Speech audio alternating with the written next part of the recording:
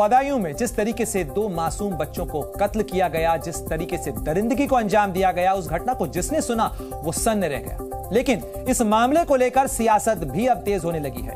क्या यही यूपी में रामराज्य है? ये सवाल कांग्रेस पार्टी ने पूछा है और सरकार को इस्तीफा दे देना चाहिए, ये भी मांग कांग्रेस पार्टी की तरफ से की गई है। वारदात पर बीजेपी का बयान भी सामने आ रहा है कि समाजवादी पार्टी इस मामले को लेकर घटिया राजनीति कर रही है, अपराधियों के खिलाफ कार्रवाई हो रही है, ये बीजेपी की तरफ से कहा जा रहा है। देखिए, इस मामले को लेकर इस घटना को सियासी तौर पर भुनाने की कोशिशें भी कई पक्ष करते हुए यहां पर नजर आ रहे हैं, लेकिन यह घटना बच्चों की सुरक्षा से जुड़ी हुई है और यहां फिलहाल सवाल यह है कि आखिर इस घटना को अंजाम कैसे दिया गया और कानून व्यवस्था क्या कर रही है उस आरोपी को पकड़ने के लिए जो अब तक फरार है, उसकी जद में नहीं है। बदायूं की वारदात को लेकर किस तरीके से सियासत भी गरमा रही है वो भी आपको दिखा रहे हैं, साथ ही वो तस्वीरें दिखा रहे हैं जो दर्द को बयां करती हैं उस मां के जिसने अपने 2 मासूम बच्चों को खोया है और तीसरा बच्चा भी उसका घायल हुआ।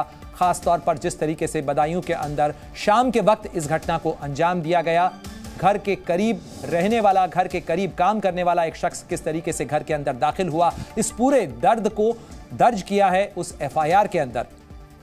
और उत्तर प्रदेश के बदायूं की वारदात को लेकर बयानबाजी लगातार तेज है। कांग्रेस नेता सुरेंद्र राजपूत और बीजेपी नेता राकेश त्रिपाठी आमने सामने नजर आए। क्या कुछ दोनों ने कहा है इस घटना को लेकर, सुनवाते हैं आपको। जंगल राज की पराकाष्ठा है, छोटे छोटे बच्चों की गला रेत करके हत्या कर दी जाती है। क्या ये भाजपा राज है योगी जी?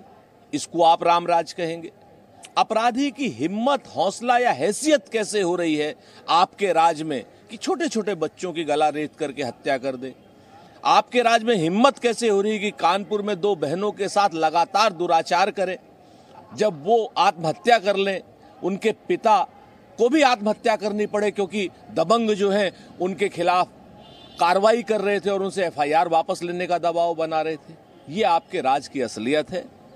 गृह मंत्री को और सरकार को तो इस्तीफा दे देना चाहिए। बदायूं की घटना हैरान करने वाली है, रोंगटे खड़े कर देने वाली है, बहुत दुख उत्पन्न करने वाली है।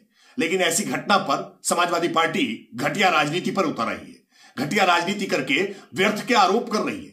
जबकि सच ये है कि योगी आदित्यनाथ सरकार ने ऐसे किसी भी मामले में पूरी कठोरता से कार्रवाई करने का हमेशा उदाहरण दिया है। इस मामले में भी एनकाउंटर करके अपराधी को मार गिराया है। अगर सत्ता सपा की होती तो समाजवादी पार्टी की सत्ता में ऐसे अपराधियों को सत्ता का संरक्षण होता। तो कांग्रेस और बीजेपी किस तरीके से एक दूसरे पर उंगली उठा रहे हैं वो हमने आपको दिखाया। और बदायूं डबल मर्डर केस को लेकर समाजवादी पार्टी ने बीजेपी पर निशाना साधा है। सोशल मीडिया पर समाजवादी पार्टी ने लिखा है कि बीजेपी यूपी में दंगा फसाद, सांप्रदायिक तनाव खड़ा करने चुनाव जीतना चाहती है और इसी कारण से ऐसी घटनाओं को खुद अंजाम दिलवा रही है। साथ ही जिलों में सांप्रदायिक तनाव पैदा किया जा रहा है जिसका परिणाम बदायूं की घटना है। बीजेपी जब जनता से असल मुद्दों से हार चुकी है तो धार्मिक विवाद, धार्मिक लड़ाई ही बीजेपी का आखिरी हथियार बचा है। ये तमाम आरोप समाजवादी पार्टी की तरफ से सोशल मीडिया पोस्ट में लगाए गए हैं। साथ ही कहा गया है कि बीजेपी के इशारे पर ही कई गुंडे बदमाश खुले घूम रहे हैं और बीजेपी के इशारे पर ही ऐसी वारदातों को अंजाम दिया जा रहा है जिसके कारण समाज में लड़ाई झगड़ा बढ़ रहा है। आपको सोशल मीडिया एक्स पर जो समाजवादी पार्टी की तरफ से पोस्ट किया गया वो दिखा रहे हैं। और इस घटना को लेकर कांग्रेस सांसद प्रमोद तिवारी और केंद्रीय मंत्री गिरिराज सिंह ने भी क्या कुछ कहा है, किस तरीके से बदायूं मर्डर को लेकर उनकी प्रतिक्रियाएं सामने आई हैं, वो भी आपको दिखाते हैं। मैं पूरी तरीके से अस्तब्ध, दुखी हूं। मेरे पास शब्द नहीं कि मैं उस घटना का वर्तसना और निंदा कर सकूं। जितनी की जाए वो कम है। मुझे एक चीज जरूर कहनी है इस मामले में कि अपराधियों को और इसमें सहायक लोगों के खिलाफ कठोरतम कार्रवाई होनी चाहिए। योगी जी, हिंदू हो या मुसलमान, जिसने भी कानून को अपने हाथ में उत्तर प्रदेश में लेने की कोशिश की है उसको बख्शा नहीं गया है।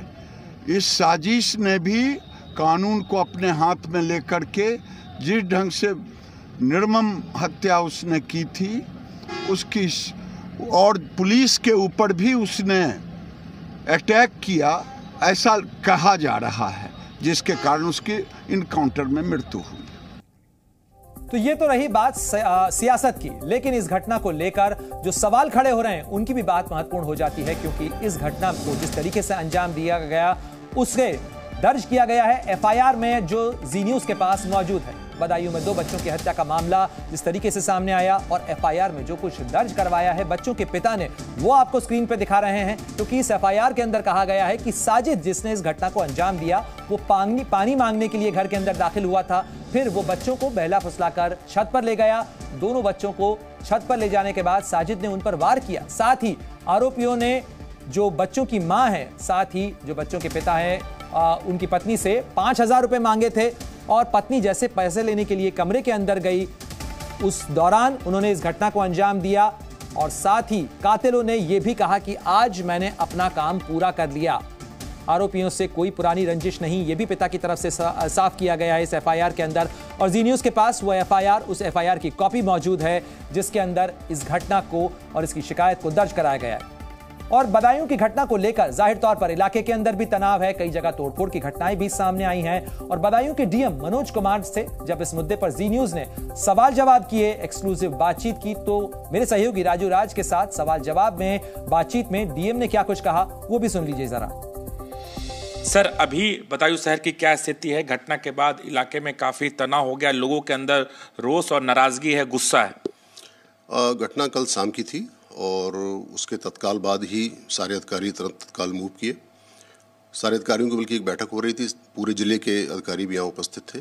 तत्काल मौके पर पहुँचा गया और जो भी कार्रवाई वहाँ पर थी तत्काल हम लोगों ने की। जहाँ तक जिले की शांति व्यवस्था की बात है या शहर की बात है, माहौल पूरी तरह से शांत है।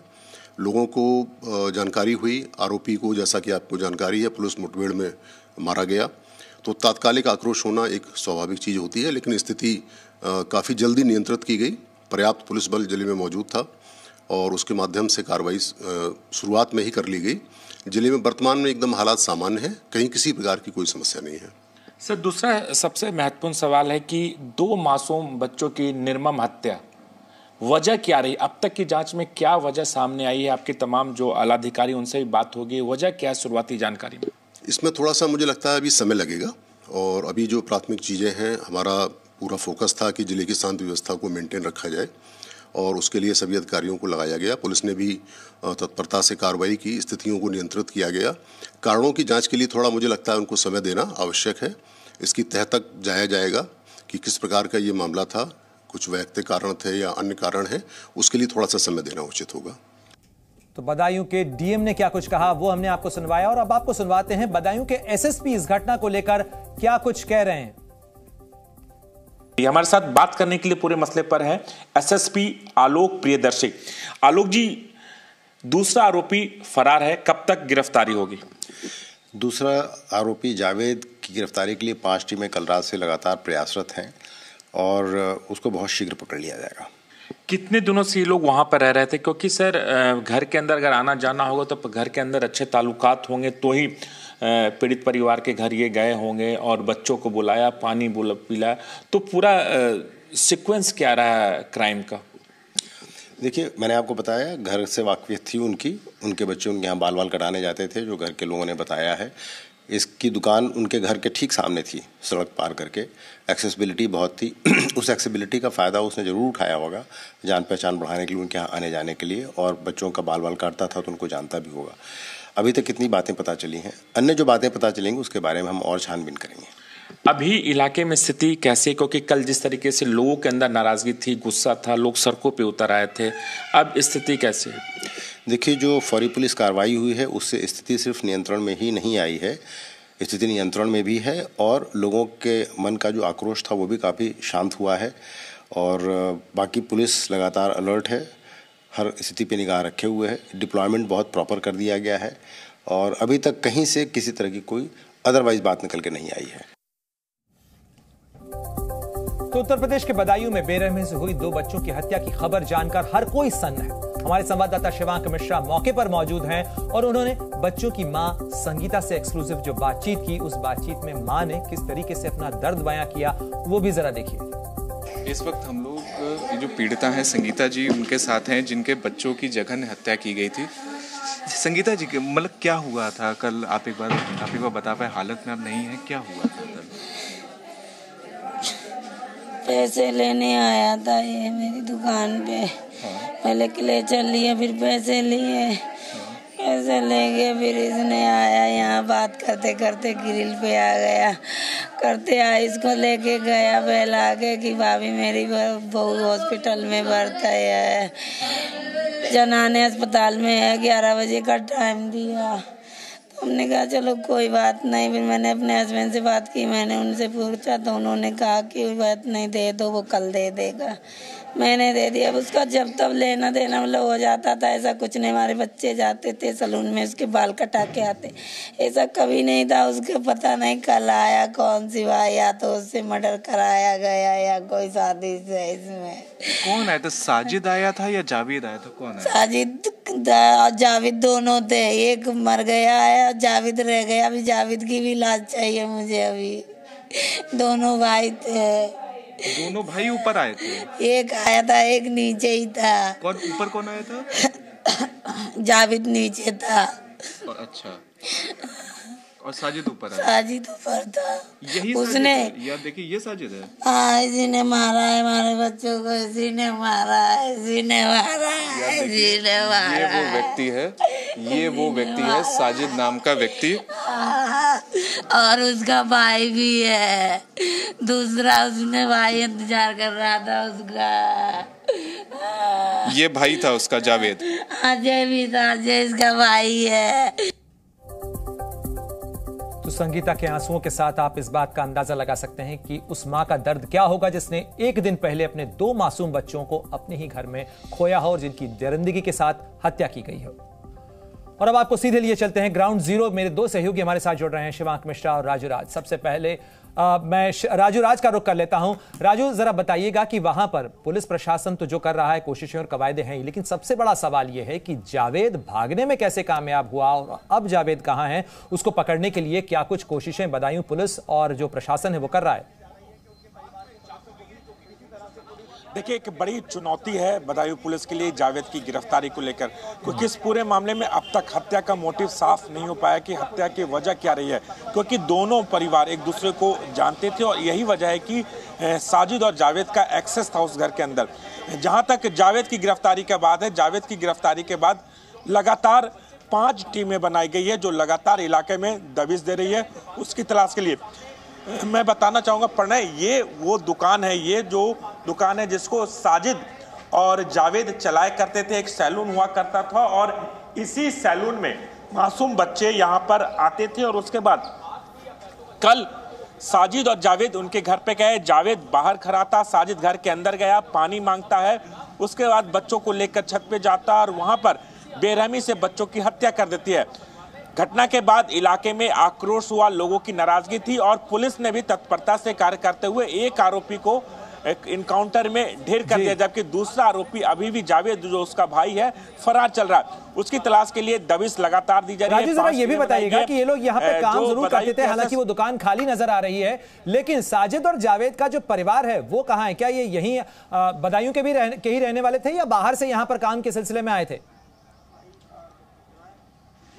देखिए, ये दोनों 2 भाई हैं जो बदायूं जिले के रहने वाले हैं। यहाँ से लगभग 10 से 15 किलोमीटर दूर इनका गांव है।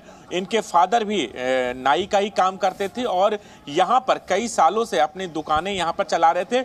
और यही वजह है कि जो पीड़ित परिवार है वो ठीक इसके सामने महज 50 मीटर की दूरी होगी इस घर के बाहर। वहाँ पर जो पीड़ित परिवार है, जो बच्चों की माँ है संगीता, यहाँ पर एक संगीता ब्यूटी पार्लर चलाती थी, इसलिए परिवार के अंदर एक्सेस था। लेकिन इस घटना के बाद लोगों के अंदर ये नाराजगी है कि कैसे एक शख्स उसी घर में जाकर हत्या करता है जिस घर में उसका आना जाना लगातार। आप वहां पर ग्राउंड जीरो पर मौजूद हैं, एफआईआर के हवाले से और साथ ही अन्य सूत्रों से जो जानकारी निकलकर सामने आ रही है, बताया जा रहा है कथित तौर पर साजिद ने इस घटना को अंजाम देने के बाद ये कहा कि आज मैंने अपना काम पूरा कर लिया, जिससे ऐसा लगता है कि एक सोची समझी साजिश थी जिसके तहत इसे अंजाम दिया गया। आपको वहां पर क्या कुछ जानकारी मिल रही है? देखिए, हमने लगातार आला अधिकारियों से, जो लोकल लोग हैं उनसे जो बातचीत की है, उनका ये कहना है कि जो साजिद है उसका जो कैरेक्टर नोटोरियस कैरेक्टर था, उसके कुछ आपराधिक बैकग्राउंड है, उसे खंगालने की कोशिश की जा रही है। हालांकि जावेद एनकाउंटर में ढेर हो चुका है, अब जावेद की तलाश की जा रही है। अगर जावेद की गिरफ्तारी होती है तो कई कुछ तथ्य सामने आ पाएंगे उससे पूछताछ के बाद। लेकिन चूंकि ये यहाँ पर दुकान चला रहा था और बहुत ज़्यादा फैमिलियर सिर्फ इस परिवार के साथ था, बाकी आसपास के लोग यहाँ पर सैलून में बाल कटवाने के लिए या आते थे, लेकिन इस तरह के इस हत्याकांड को अंजाम दिया जाएगा ये किसी ने राजू, साजिद ने घर में दाखिल होने के लिए पहले पानी मांगा, फिर पैसे मांगे, और पैसों के लिए उसने कहा कि उसकी पत्नी का जो है डिलीवरी होनी है, इसलिए उसे पैसों की जरूरत है, जो संगीता ने भी अपने बयान में जिक्र किया। क्या ऐसी ये चीजें कोरैबोरेट हो रही हैं? क्या उसकी पत्नी की डिलीवरी होने वाली थी या झूठ बोलकर दाखिल हुआ वो? देखिए, इस पूरे मामले में 5,000 पैसों की मदद की बात पुलिस ने भी कबूली है। जो संगीता के पति हैं विनोद ने जो अपना बयान पुलिस के सामने दिया है, उसमें 5,000 पैसे की लेने की बात जरूर कही गई है, लेकिन उसकी पत्नी प्रेग्नेंट है, ये जांच का विषय है। चूंकि परिवार के सदस्य यहां से लगभग 15 किलोमीटर दूर यहां पर रहते हैं, इसलिए चूंकि आसपास के लोगों को इस बात की जानकारी नहीं है कि उनकी पत्नी प्रेग्नेंट थी या नहीं, लेकिन पुलिस हर एक एंगल से तथ्यों को जांच कर रही है। जितना सीधा ये मामला पड़ने लगता है उतना बिल्कुल सीधा है नहीं, क्योंकि निर्मम हत्या 2 बच्चों की घर के अंदर घुसकर कोई पहले से बिल्कुल राज इस तरीके के करतूत को अंजाम कोई दरिंदा ही दे सकता है। बने रहिए हमारे साथ में। लेकिन बदायूं की वारदात में एक बच्चा आरोपियों के हमले में घायल भी हुआ, क्योंकि 3 बच्चे परिवार में थे, 2 बच्चों को मारा गया। जी न्यूज़।